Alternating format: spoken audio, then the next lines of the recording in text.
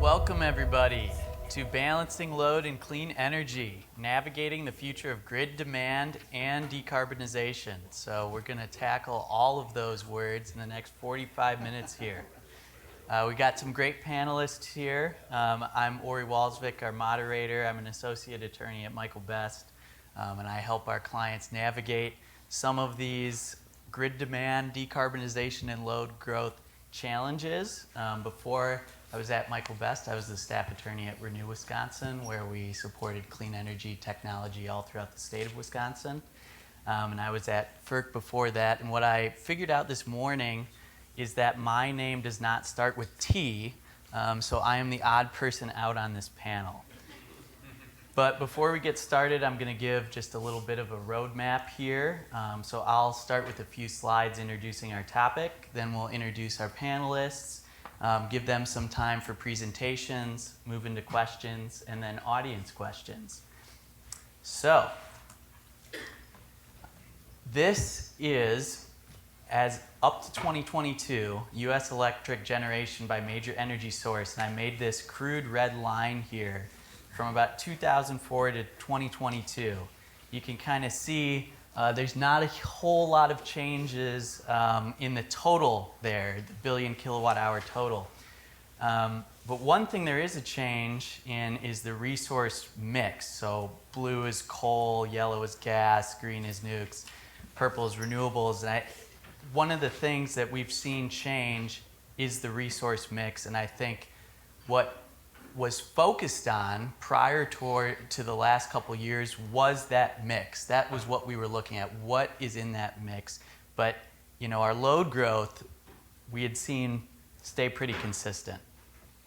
So this is a pre-2022 study that Renew Wisconsin and Clean Wisconsin put together, modeling Wisconsin's 2050 net zero goals.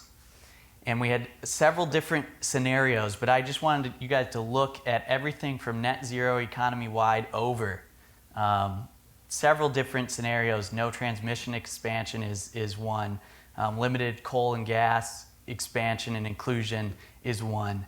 And in every one of those slides, even before 2022, we were modeling massive additions of renewable capacity. Even in the 100% clean electricity model here in Wisconsin, the total generation doesn't change very much, but the mix changes such that you're almost looking at a complete generator replacement program by the time you're at 2050. So that was in Wisconsin pre-2022. Now let's look at some of the headlines we have today from across the industry. I pulled out, I didn't ask permission from Grid Strategies to use their catchphrase, the end of flat power demand is over. But that was at a presentation I was at a couple years ago, and it stuck with me as we just see constant change. 3 Mile Island reopening, Microsoft data center in Wisconsin, largest solar project in the state, massive interconnection queues, massive demand spikes. So we are in an era of uncertainty, and we're in an era of change. So Tricia DeBleeker is the executive director of the Organization of MISO States, a nonprofit organization facilitating state participation in strategy in capacity and energy market design and regional transmission planning. Prior to OMS, she was the director of state policy and strategy for MISO. Tricia spent 15 years at the Minnesota Public Utilities Commission as a commissioned advisor on integrated resource planning, transmission and distribution system planning, siting and need, cost recovery, and competitive procurements. Prior to government work, Tricia spent 7 years consulting on FERC and state regulatory filings for natural gas, ethanol, and manufacturing clients. Tricia has a Bachelor of Science from the University of Minnesota and a Master of Business Administration from the University of Texas, Permian Basin. So welcome, Tricia. Thanks for being here. Thanks. Next to her is Tyler Hubner, our second T. Tyler leads Google's energy market development efforts in the upper Midwest. helping the company grow data center and AI operations while pursuing Google's ambitious 24/7 carbon-free energy goals. Previously, Tyler was a commissioner at the Wisconsin Public Service Commission, where he regulated the state's electricity, natural gas, and water utilities, and supported an ambitious broadband expansion initiative. Tyler's early career included consulting at ICF International, 2 years at the U.S. Department of Energy, and 7 years as executive director of Renew Wisconsin.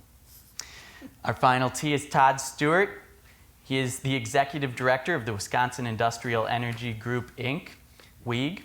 WEG is a nonprofit association of large energy consumers that advocates for policies that drive affordable and reliable energy. Stewart has coordinated intervention testimony for utility rate cases, fuel cost plan applications, construction applications, and policy dockets before the PSC on behalf of large customers since 2006. Stewart has been appointed by governors of both parties to state government task force work groups related to generation, CHP, renewables, low income, conservation, and energy efficiency. Prior to joining WEG, Stewart held key positions in both the legislative and executive branches of state government. His work was instrumental in the passage of 2005 Act 141, the Energy Efficiency and Renewables Act, and 2003 Act 89, a utility infrastructure streamlining law. Stewart was heavily involved in 2 utility financing laws, environmental trust financing and fixed rate making principles, as well as the 2001 state energy policy. Stewart received both his Bachelor's of Science and Master's of Business Administration degrees from the University of Wisconsin-Madison, and he has the most intimidating profile picture of anybody I've ever seen. So I'm going to hand it over to Tricia now for her opening comments. All right. Good morning. Thanks for having me. As noted, I'm Tricia DeBleeker, the Executive Director of the Organization of MISO States. What is that?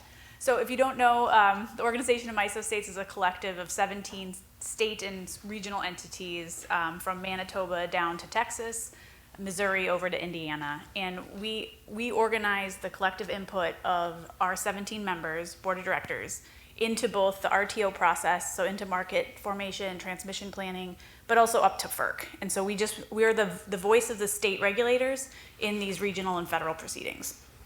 And so I would note that we're not necessarily, I know the title of this panel is about decarbonization and load growth.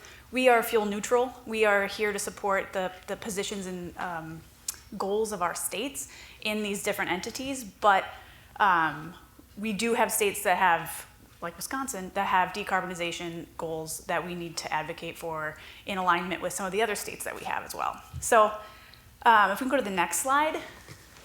I'm actually referencing the same report and grid strategies work you did, Ori. Where is this going? So, in OMS, how do we really figure out what we need to do in the face of load growth? What's real, what's coming, and where do we look for that information? So I think I look at it as top-down planning and bottom-up planning in pretty much everything that I do. And there is some top-down studies, both grid strategies and EPRI, is looking at how much load growth is real, how much data centers are coming. And so that really helps guide us in understanding how much market reforms are needed, what different planning assumptions do we need to do on kind of a wholesale basis. And if you want to go to the next slide, I'm going to flip through these pretty quick. There's also the bottom-up planning. And so when we look at what our utilities are doing, how do we add that up to make sure it sort of matches with this kind of long, bigger scale projection of what's happening in our industry? And so this is a graph from the MISO load forecasting report that came out in December. And what you can see here is you look at the annual peak load of the MISO system. It's usually between like 120 and 130 peak load over time. And MISO is really looking out, how do we plan? How do we plan for what might be coming? And so that report is one of the first steps in MISO's broader look at how do they plan for the future in both their futures work, their regional reliability assessments, and other long-term planning work. That long-term planning work coincides and kind of integrates into work that OMS does with MISO on sort of short-term planning. So what's coming in that next 5 years, and do we have enough resources and capacity to turn the lights on? So thanks, nice. This is results from the last OMS MISO survey that we do in conjunction with MISO. And really a big point to this is this new load growth in all of the data centers and what might be coming, it needs careful planning. how we respond to it and what changes we need to make in the markets and the transmission system, both, or is it that top down, what's happening in the industry, but this is a lot of the bottom up reports and results that we get from the utilities that goes into some of the MISO work. And what you can see here are different projections of what the future might be. I think this is there's a OMS MISO survey report, I think it came out last fall. There's a slide deck available on the OMS website. But there's different views and futures of what might be happening. And I look at this as like a very crude start of sort of a regional integrated resource plan, not plan, but data. And so essentially, how much load do we have? What do we need to serve? And what resources do we have to make it add up to being able to turn the lights on? And so in these different futures, essentially there's this on your left, the 2.3 gigawatts of new resources is what MISO was saying was coming online, averaged over the last 3 years. And then on the right side is what our utilities and what everybody thinks the new generation is going to be able to come online, which they say was about 6 gigawatts. We're landing for the last year somewhere in the middle of that, but when you look at those red bar chart, the red triangle on top, that's the unknown data centers. That's the unknown. And so this is really helpful and informative, and I do want to note that it's missing some information here. It's capacity we're getting from other resources and other sort of sources in the MISO footprint. And so, so this is pretty crude, load plus new generation coming in through the queue. There are other ways we get capacity. And the way that you structure that in the markets planning at MISO affects your ability to meet some of your goals based on how those policies, how those parameters, how those markets are set up. And so this is why part of the reason I'm in the role, I like this job, is I find that what the RTO has been doing over time really affects the ability of states or other resources, or has a really large effect that kind of trickles down into state policy. Okay, let's go to the next slide, which is, here are the other areas of capacity that essentially aren't tallied up in this 5-year outlook that the OMS MISO survey does, and that we're looking into in ways to ensure that we're not just looking at the new resource addition category to see if it all adds up, but there's all of these other mechanisms that we're working on developing or improving in the MISO footprint that has a big effect on your states. And how do we make sure that these are also being counted, but it being improved in a way that can ensure that we're looking at other ways to bring on capacity. So next and last slide, there's a lot going on. I look at the different buckets of what I've kind of viewed as, I take my commission experience and pull it into the wholesale market and the planning. There are these big different buckets that MISO is working on that can affect your state policy. And it's the capacity market reforms, energy market reforms, major transmission initiatives, and then other work. There's just a lot going on. So I'll just leave that there, and I'll pass the baton. Great. Tyler Hebner, a little bit too loud there. Thank you for inviting me back. It's great to see all of you. It's great to see how big the conference has become and how successful. And thanks for including Google in this conversation. On the next slide, please. This thing's really hot.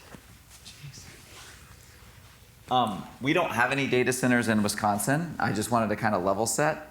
The work I do is on what's called data centers. That is the large energy consuming buildings, and I'll show you some of the products that use data centers in a second.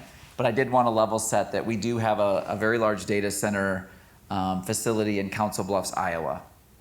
It's actually the largest data center that Google has in North America. Next slide. So Google has 9 different products that have over 1 billion users around the globe on a continuous basis. Who here has used a Google product today? Yay. Thank you. Who here uses more Google products like Search, Maps, YouTube, Android? Who uses more now than they did 10 years ago? Basically everybody. And if you go to the next slide, you can see commensurately our company has been growing at a pretty astonishing rate. As our products have been proliferated throughout the globe, as we've developed new products to help our customers and our users meet different needs in their lives. It's in my lap. Okay. Thank you. Who had the assist on that one? Tim. Thank you. So our electric use has actually gone up sixfold in about the last 11 or 12 years as the company has continued to grow and as more and more of our products are being used by more and more people. So next slide. From a clean energy perspective, our company has evolved as well. So originally we had goals to be carbon neutral, and that started in 2007. We also started having goals around renewable energy, particularly for our data centers, and wanting to match the amount of electricity that we're using in our data centers with clean carbon-free resources on an annual basis. So we're sort of totaling up megawatt hours of data center use for a year and saying we've got contracts with enough wind and solar to make that many megawatt hours. Starting about 4 or 5 years ago, we transitioned our goal away from that annual matching. We still have that annual matching goal, but now we have a much more ambitious goal, which is to match the amount of data center energy use hour by hour with clean energy. And to do that on all of the grids where we operate. So for example, our Iowa data center is within MISO. So within the MISO system, we're trying to match the hourly use of those data centers with clean energy in that same hour. And this is a very hard goal. It's in fact one of the most ambitious clean energy goals in the whole world. If you go to the next slide. To meet our goals over the past decade plus, we've signed contracts with over 115 different renewable energy projects, a lot of wind and solar, increasingly adding battery storage to help firm up and add capacity to those, but in total over 14 gigawatts of clean energy deals that we are contracted with across the globe. Next slide. But this shows why we've moved to hourly. Because as we all know, the wind has its ups and downs, solar has its ups and downs. Our data center load, as represented in that kind of black triangle going from January to December, is extremely constant. It's fairly flat, as we call it in our little jargon. So we have a very flat load with a high capacity or a high, flat load. Load factor. Load factor, thank you. Whereas the wind and the solar is kind of coming in and out. And so there's these gaps. And these are the gaps that we wanted to really accelerate. And on the final slide, upper left. So our goal is to get to 100% matching by 2030, 24/7 matching. Right now, as of 2022, we're at 64%. So in the grids we operate, we're already at 64% hourly matching. And in 7 of the places we operate, we're at least 90%, including MISO, because we have a lot of wind in MISO.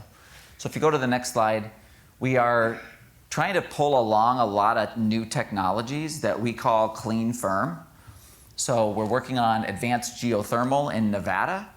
We're working with a small modular reactor nuclear company, and we're looking to partner with companies, TPG and Intersect Power, where they've already got wind and solar farms, or they plan to build them, and how can we sort of build data centers next to or a lot closer to where those resources are already plentiful. So those are some of the ways that we're trying to meet this 24/7 goal that we've set as a company, and really trying to create new partnerships and bring new technologies to the forefront too. So thanks. Thanks, Tyler. Todd? Great. Thanks, Ori. And Ori, my apologies. I didn't realize I gave you the long bio version, so my apologies for that. I'll also give a quick disclaimer.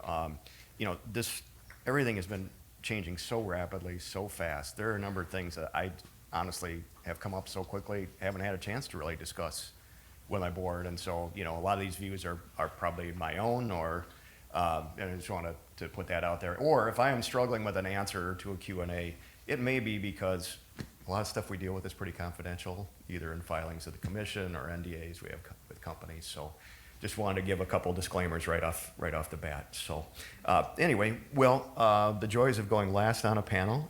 Fortunately, I did not have a whole lot of overlap with you guys, so hopefully we'll complement you very well. First thing I want to start out with is a slide from a few days ago. This was, a week or two ago when it was very, very cold.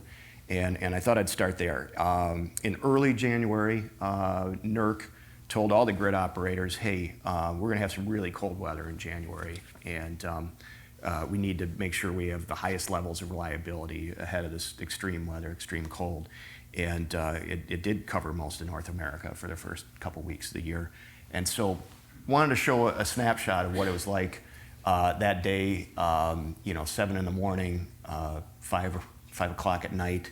What did things look like? And one thing, MISO's peak load came in at like 108 gigawatts. It was pretty substantial for the winter time. The mix was gas at about 37%, coal at about 30%, wind at about 18, nuclear at 11, and solar pretty darn low, depending on the time of day. And so I will quote, this is probably not the most, I'm sure this quote is probably not the best received in this kind of audience, but here's what the new FERC chair, Christie, just said. In both PJM and MISO, dispatchable generation kept the lights on and heat pumps running during this freezing weather, as he said on Twitter or X. We need to keep the premature retirements of dispatchable generation and build more. Otherwise, we freeze in the dark. That is reality. Again, I know which audience I'm in front of, so that may be not the most popular opinion, but I do think this is a little bit of cold reality of what we have to deal with, and we have to match hour by hour, minute by minute, what the grid looks like and the demands that are put on it on the hottest days or the coldest days.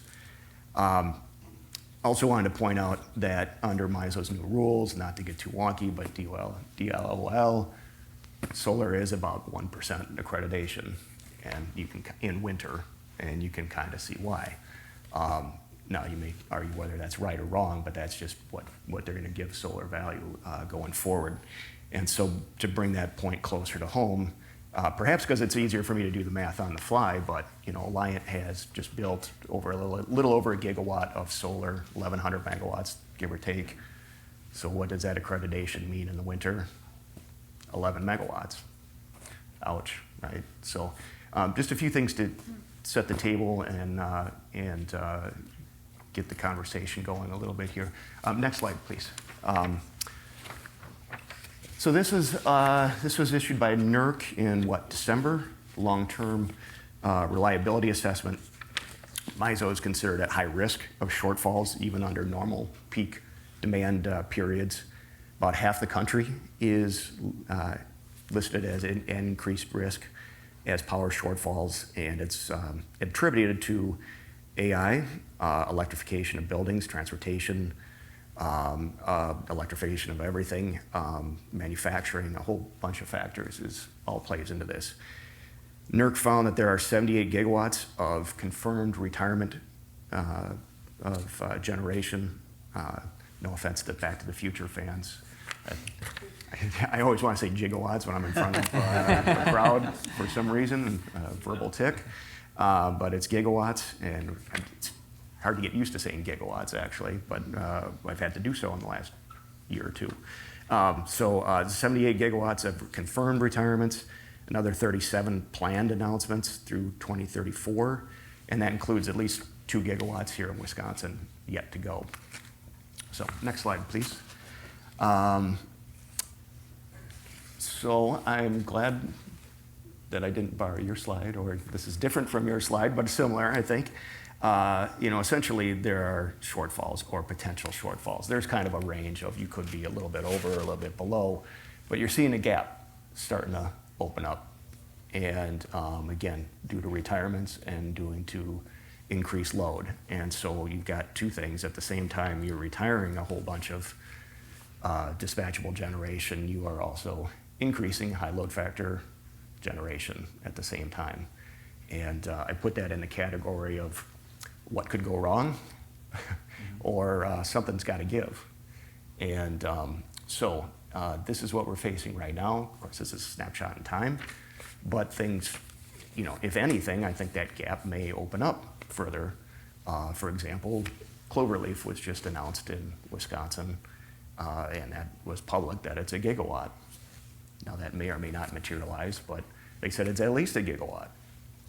So if we have more announcements like that coming, at the same time we have retirements planned, you will see that gap probably open up.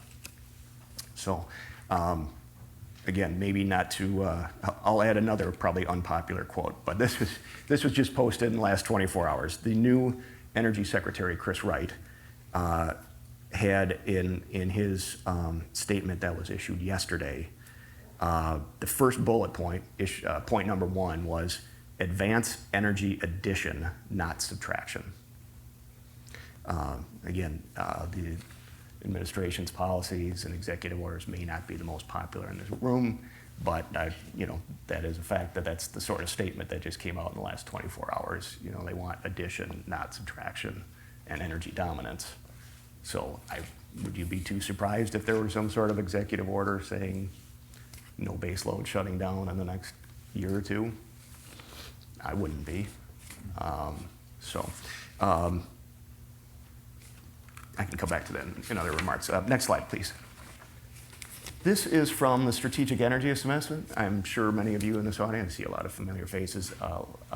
You may have seen this earlier in the last 6 months or so. I think we had a slide earlier about, or Ori, was it your slide about how we had flat load growth in Wisconsin? We've essentially been flat for 20, 25 years.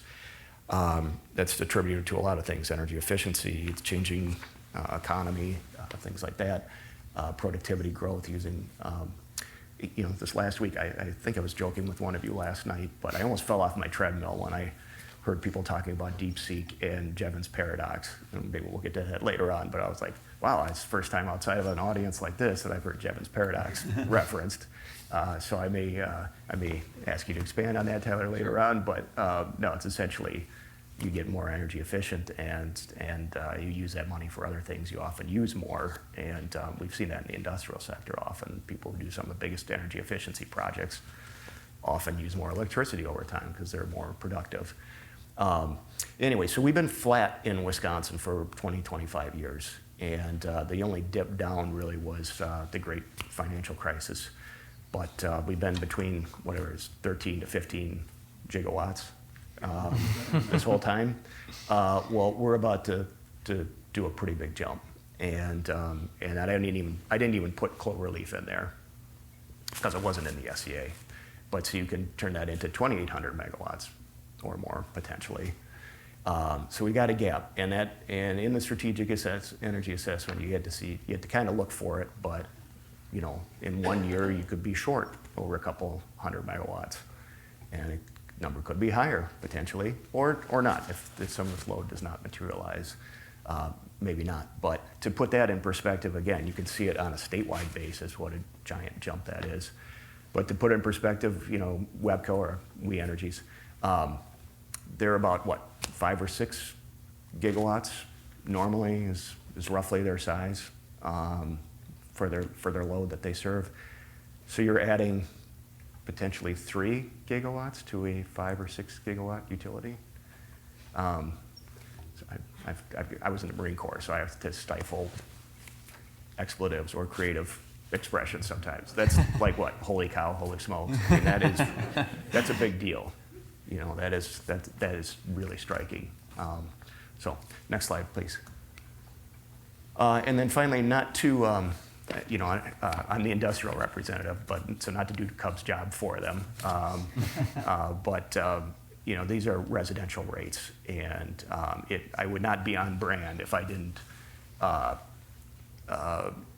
mention Wisconsin's rates and how they're high. They're some of the highest in the Midwest. They have been for 20 years. I know I'm a broken record, and some of you are really mad at me for it, but we have some of the highest rates in the Midwest, and it's been a chronic problem. And so we have to be careful what we do. We don't have a margin of safety when you have that, and we've exceeded.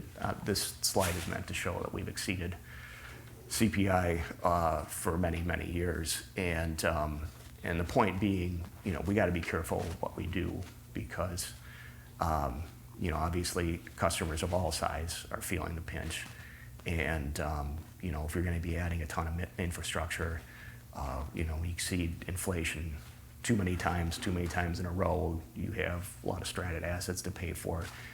eventually you have the proverbial peasants with pitchforks, right? People are pretty ticked off, and you can't do double-digit increases on top of double-digit increases without some blowback from the public and or your regulators.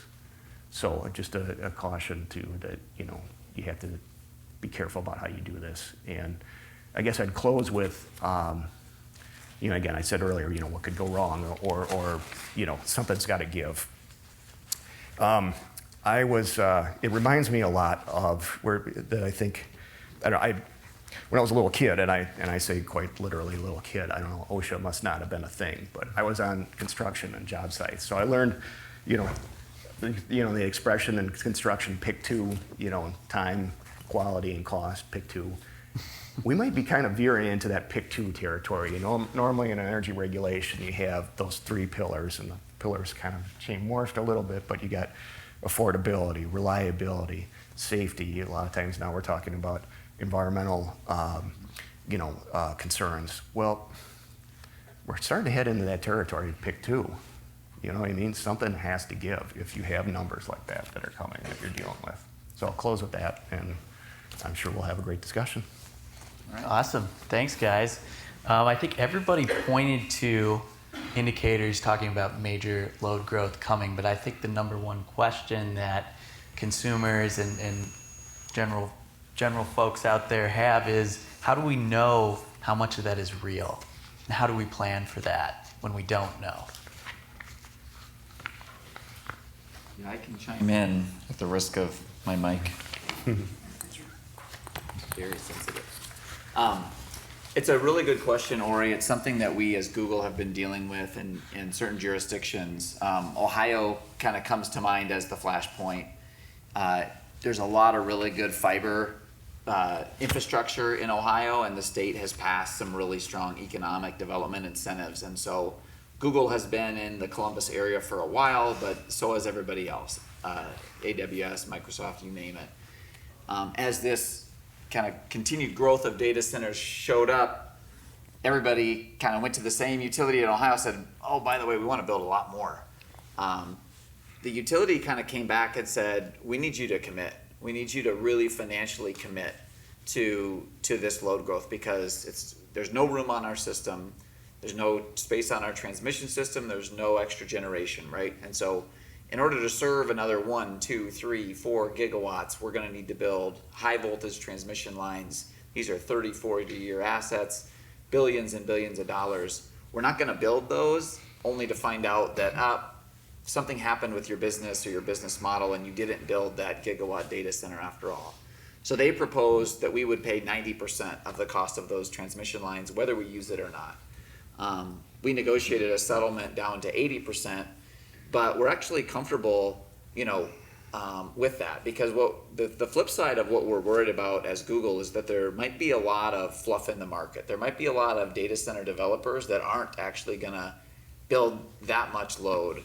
And so what we want to be sure is that the utilities start with getting the load forecast right, so that when they think about building transmission, building generation, that they're actually planning for the right number, and that to the extent that they're adding billions of dollars of costs, that the risk for that showing up really does need to transfer from the utility, who's typically done sort of an assessment on the past and how many residential starts and business growth. But when you're adding up to 50% of a utility's load from one single sector of the economy, does the risk really lie with the utility, or should the risk be pushed to the data center companies who are causing that load to grow?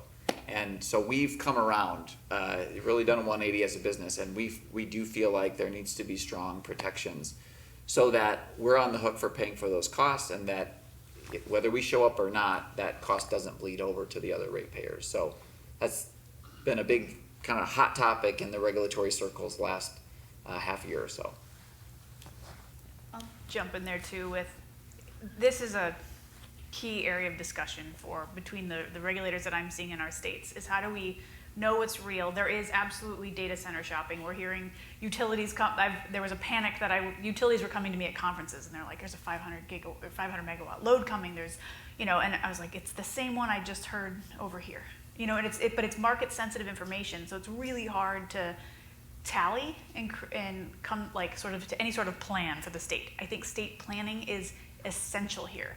And part of that is not just the big like LSEs, like your big utilities, your ones that are regulated by the state, but in most states, the co-ops and munis aren't regulated. And so while they are, regulated in their own manner through their board of directors, how do we ensure that those numbers are adding up state by state and in the region, that there's enough power to supply those resources? This is anecdotal, but my neighbor in my suburb of Minnesota just inked 6 megawatts in North Dakota from a co-op. And I just kind of like, because it's not just these big data centers that we're dealing with. The power demand for many different sectors and the crypto mining operations it's like the wild, wild west. And so making sure we know, and this is something the regulators are talking about on a very, very routine basis, on how do we make sure that we can see what's coming, and there's a very heightened interest among the state commissioners to monitor this. Okay, I'm going to throw a little bit of a curveball based on Todd's pick 2 themes. We have, you guys have talked really extensively about planning for load and how the load is the wild, wild west. But when generation is being developed, it's very, very regulated. There's a lot of hurdles. We're in MISO. The MISO queue is full of renewables that can't be studied, drop out of the queue, lose their deposits. How do we pick? Do we pick planning for load, or is that one of the things we give up? Do we give up so much of this regulation on generation development, and how do we do that?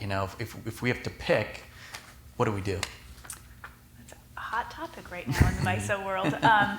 I'm going to talk a little bit MISO's expedited resource addition study process, which is there is the existing queue. How do you line up to get interconnected to the grid? You go through the study process. It's currently taking 3 to 4 years. You wait till the end to get your bill to see if you can afford to connect to the grid. MISO has a proposal out there where they essentially, through this study process, you sort of get out of line if your state regulator or however the state determines it to be needed to sort of pull you out of that line to get a study faster. We are in the middle of negotiations between the state regulators about what we want to see out of that process. We will be posting our sort of position yet today. And we're trying to figure out a way to make that work in the short term while we have this massive load growth, but we're faced with massive amounts of queue reform that is coming in 25, 26, and 27 that can help move all the queue faster. But we're just coming to this crunch point of the queue's bogged down, the studies are hard, but we need to get things on the grid fast and at the speed of load. Awesome. Thank you for that answer. Todd, I'm going to turn to you for this one. Since we're at the Renew conference, I want to ask, how can large power users take advantage of renewables in this uncertain grid planning time? Yeah, no, and it's the fun of being on a panel, right? A couple of things. One is, I'll give a shout out to Tyler on one thing. He called me out in a nice way in a year or two ago on Chapter 119 rules. There's so many things that come up these days that if you would have told me 5 years ago, and board members would be talking about or were interested in, I would have said you're nuts. And now they are, and it's real in a few areas. And so as a little bit of an aside, Chapter 119 rules on interconnection, not to get too wonky, how you hook up to the grid. There was a re-rate going on in the last 2 years, or last several years, and admittedly, I didn't catch something till near the end, but one of my large members called me up and said, hey, we got a problem here, a real problem. They're looking at a big solar project, but it looked like the rules were maybe capping a battery at 1 megawatt. And I was like, well, first of all, you're looking at a 15 megawatt solar installation. That's okay. And you're looking at a large battery. Okay. Historically, large customers do things like, if you're, paper industry historically is, biomass, hydro, things like that on site, gas generators on site that are kind of baked into the operations. But there are quite a few that are looking seriously at self-generation of all forms, whether it be plenty are looking at solar, so plenty are looking at batteries. Some have done it. Charter Steel, Enbridge of all. I know Enbridge may not be the most popular in this room, but Enbridge has, 20 megawatts at least in Wisconsin, probably more that I can think of just off the top of my head. So there are a number that are doing it for a variety of reasons, whether it's keeping your customers happy, sustainability goals, looking at utility rates, where they're going, if you think there might be reliability issues, all the above. So there's a whole mix, a whole suite of reasons why a large customer would be interested in doing so, and are. So I get calls, like I said, I'm getting all sorts of calls on, what options do we have? How do we work with the utility? How do we work with the regulators? That I, quite frankly, took almost 20 years in the job to show up. Well, the bells were tolling over there. I think that was Sam, the executive director of Renew, asking me to ask this question, which is, what does load growth mean for DER, residential DER in Wisconsin? I mean, I can chime in a little bit from Google's perspective. I mean, without maybe endorsing your slide, because I haven't totally looked at everything on it, Tricia, but I think the framework is largely consistent with what the types of things Google is pursuing, which is to say that we are contracting for and working with our utilities to build a lot of new, both traditional renewables and new renewables that are dispatchable or new clean firm, like I said. But we want and are exploring options for like virtual power plants, DERs, aggregated energy efficiency, aggregated demand response. As well, internally, we're doing a lot of internally looking about, hey, how can we be demand responsive as a data center? What kind of loads? And we have some pilots and some programs where we can shift some of our computing, loads that our data centers are doing either in time, like do it later after the grid kind of releases a little bit, or move it to another data center in another region of the country that isn't as constrained in that moment. So we're looking kind of at all of the above in that way of how can we take advantage of it. So, but there's certain states, certain regions, certain markets where the rules are set up a little bit easier to do that than others, that's for sure. So. You just hit on the tension or the point that I love this question. Let's just start there. You should see how much load I've shaved off my house. My fascination point is essentially when you're looking at the DERs and how much you are sort of self-optimizing down on the distribution system, how do you make sure that's getting accounted for in wholesale? Yeah. And how do you and so it gets these rules and regulations that are super complex to make sure you're not rebuilding or over procuring capacity up on the wholesale level for your utility or system, and that there's a way that you can actually get those DERs to count. And that comes to Order 2222 from FERC. It comes to your utility kind of practices and how they're using that, that offset or that load offset, whether it's a retail rate design or how does that sort of cap what they need or buy from the bigger market. But it's really complex, and we need more people working on this and focusing on that interface to make sure that DER just doesn't get its value down on distribution, but that it's not being overcompensated for even up on wholesale. Because then you're being inefficient, and then you're being not affordable. Well, thanks. That was a great answer, guys. We are ready to take some audience questions, I think. We're going to go a little bit over, if that's all right, Peter. So Peter's got some. He's on the Whova app. You can submit your questions there. He's going to go ahead and give us one. All right, thank you. Our first question on the Whova app is, when firms like Google cite new data centers, how can states ensure that they're not relying on the development of fossil fuel energy plants like the ones proposed in Wisconsin? Yeah, thank you. That's a great question, and that's why we have such a big team of energy. Oh, crickets over here. A big team of energy professionals on our team is we're trying to solve exactly that.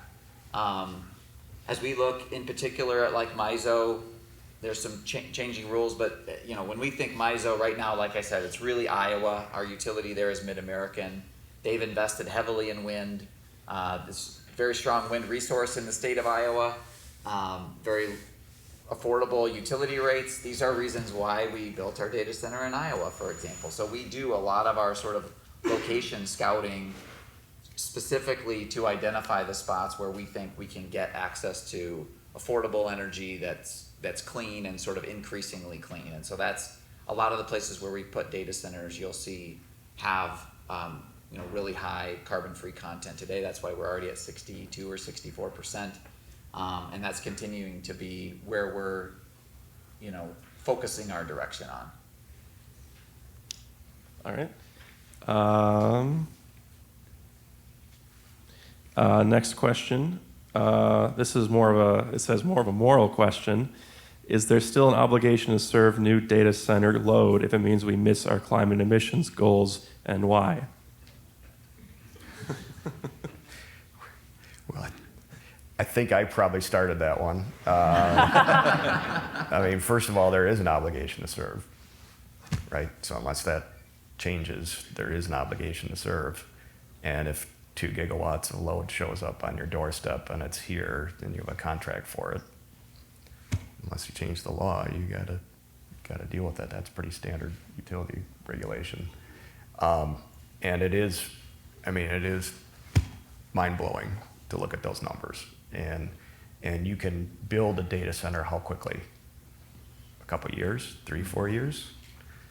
Well, how long does it take to build any sort of generation, even if you're going at breakneck speed? I mean, maybe 5 years probably, if you're really rocking. Okay. How long does it take to build transmission? An economic line, you can go faster, but 10 years is often kind of the standard. So we got a mismatch here. Time to market is a couple years. Building infrastructure is longer than that. Some of this may come down to what's all stacked up in the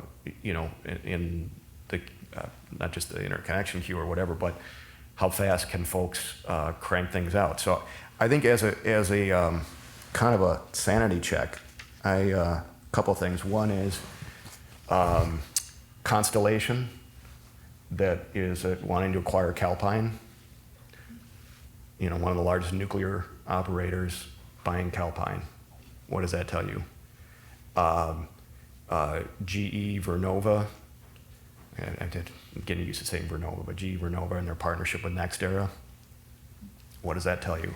There's a lot of renewables pretty much ready to go, but there's also a backlog of transformers, substation parts, gas stuff, gas turbines. So I think one good sanity check though is I pulled this off of an investor slide from NextEra recently, and if you haven't seen it, you can look it up. But what's the fastest thing you can do? Well, renewables and batteries. I mean, that's probably the quickest thing you can do. But then you got 3 nuclear restarts going in flight. You got gas ready to go.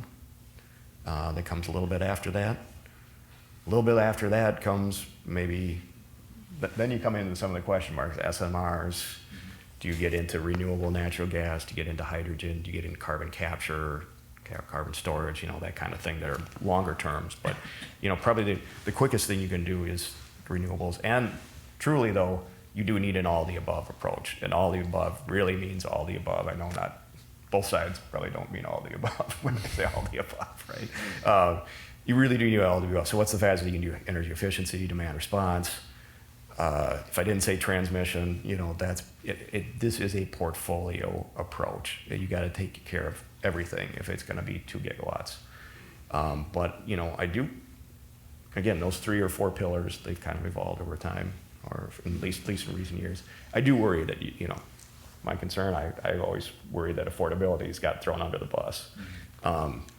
Something has to give. There's just too much hitting at the same time. Peter, do we have time for one more?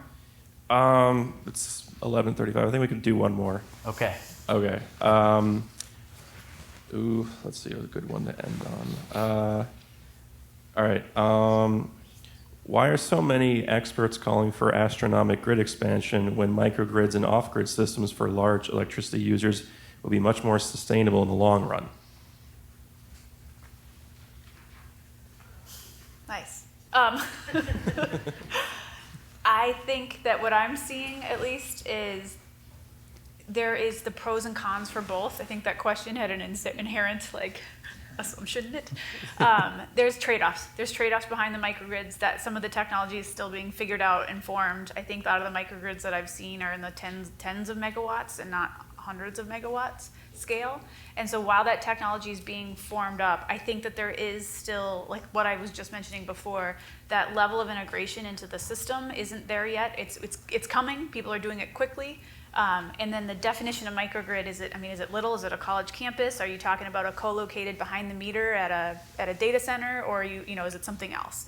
And so each one of those have different pros, cons, trade-offs, and alternatives and costs associated with them. But I think that it is on the table as an option. And when we talk about VPPs and virtual power plants, those are also could be microgridded. But we need engineers. We need people working on the regulation changes. There's a lot of work to be done to make that a reality. Yeah, Tricia and I were just observing. It's great to see a lot of young people here.